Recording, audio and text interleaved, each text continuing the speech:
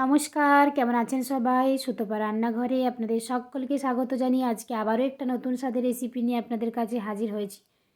পুরো ভিডিওটা দেখার জন্য আপনাদের কাছে অনুরোধ রইল। আর আমার ভিডিওটি যদি আপনাদের ভালো লাগে তো অবশ্যই একটা লাইক, কমেন্ট, শেয়ার করবেন। সাবস্ক্রাইব করতে কিন্তু ভুলবেন না। আজকে বানাবো গুগলি দিয়ে এই ইউনিক রেসিপিটি। একবার হলেও বাড়িতে বানিয়ে দেখুন, খেতে কিন্তু দুর্দান্ত স্বাদের হয়। সেই জন্য আমি গুগলিটাকে প্রথমে ভালোভাবে ছাড়িয়ে নিয়েছি। তারপর জল দিয়ে ভালোভাবে ধুয়ে নুন, হলুদ, সরষের তেল মাখিয়ে আধ ঘন্টার মতো রেখে দিয়েছি। এটা বানানোর জন্য লাগবে পেঁয়াজ কুচি, রসুন কুচি, আদা কোরানো, কাঁচা লঙ্কা, মশলা, চালের গুঁড়ো, সমস্ত উপকরণগুলো আমি নিয়ে নিয়েছি। ধনে পাতা। তো দেখুন, গুগলিটাকে আমি অনেকক্ষণ হলুদ, নুন, তেল মাখিয়ে রেখেছিলাম প্রায় আধ ঘন্টার মতো। এরপর সমস্ত উপকরণগুলো একের পর আমি এক দিয়ে দেব। পেঁয়াজ কুচি, রসুন কুচি, আদা কোরানো, কাঁচা লঙ্কা কুচি সমস্ত কিছু দেওয়া হয়ে গেছে। এরপর দিয়ে দেব ধনে পাতা। ধনে পাতাটা দেওয়ার পর সমস্ত উপকরণগুলোকে মেখে নিতে হবে। দিয়ে দিতে হবে পরিমাণ মতো নুন, হলুদ, মশলা। খেতে কিন্তু দুর্দান্ত স্বাদের হয়। অবশ্যই একবার বাড়িতে বানাবেন এই ইউনিক রেসিপিটি।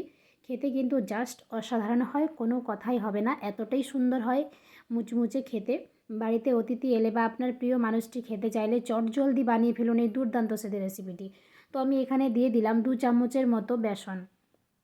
চালের গুঁড়ো দিয়ে দিয়েছি, আতপ চালের গুঁড়ো নিয়েছি। দিয়ে দিলাম পরিমাণ মতো হলুদ, পরিমাণ মতো নুন, পরিমাণ মতো ধনের গুঁড়ো, আর দিয়ে দেব জিরে গুঁড়ো আর রসুই মশলা। সমস্ত কিছু মশলা দেওয়া হয়ে গেছে। দেওয়ার পর দেখুন অল্প অল্প করে এটাকে ভালোভাবে মেখে নিচ্ছি। প্রথমে কিন্তু জল দেবেন না, জল একটু পরে দেবেন, না হলে কিন্তু বোঝা যাবে না। অনেকটা নরম হয়ে গেলে কিন্তু এটা ঠিকঠাক হবে না। তো এই দেখুন, এরকমভাবে একটা আমি ডো তৈরি করে নেব। খুবই সুস্বাদু হয় খেতে, না বানালে বুঝতেই পারবেন না যে কতটা সুস্বাদু হয়। অবশ্যই একবার বাড়িতে বানান যারা এখনও বাড়িতে বানাননি এই ইউনিক রেসিপিটি। তো এই দেখুন, এখানে আমি হাতে সরষের তেল লাগিয়ে নিয়েছি। এটাকে আমি পকোড়ার মতো বানিয়ে নিচ্ছি। দুর্দান্ত স্বাদের হয়, দুর্দান্ত স্বাদের, কোনো কথা হবে না। তো দেখুন সমস্তগুলো আমি এরকমভাবে বানিয়ে নেব। এদিকে আমি কড়াইয়ের মধ্যে সাদা তেল দিয়ে দিয়েছি। তেলটা গরম হয়ে এলে একের পর এক এই পকোড়াগুলোকে ছেড়ে দেব। সন্ধ্যাবেলায় খেতে কিন্তু খুবই সুন্দর লাগবে। অবশ্যই একবার বাড়িতে বানিয়ে দিন। ছোট থেকে বড় সবাই খুবই প্রশংসা করবে আপনার। তো এই দেখুন একের পর এক আমি ছেড়ে দিয়েছি। তেল গরম হয়ে এসছে। এপাশ ওপাশ করে আমি ভেজে নিয়েছি। তো দেখুন কতটা সুন্দর হয়েছে, কতটা মুচমুচে হয়েছে। এরপর আমি এগুলোকে তুলে নেব।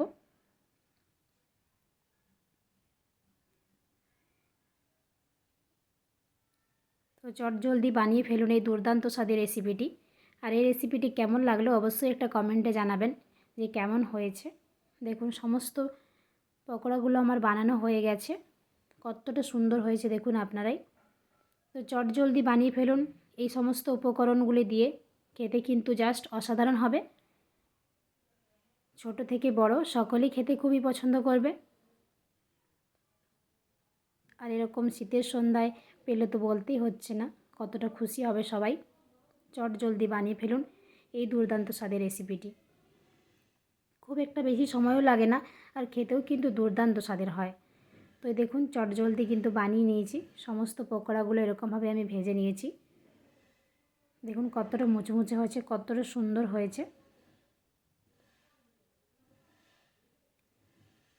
একটাতে তো আপনার মনই ভরবে না, এক থালায় খেয়ে নিলেও মনে হবে আবার খাবো। আজকের ভিডিওটা এখানেই শেষ করছি। সবাই ভালো থাকবেন, সুস্থ থাকবেন, সাবধানে থাকবেন। ধন্যবাদ।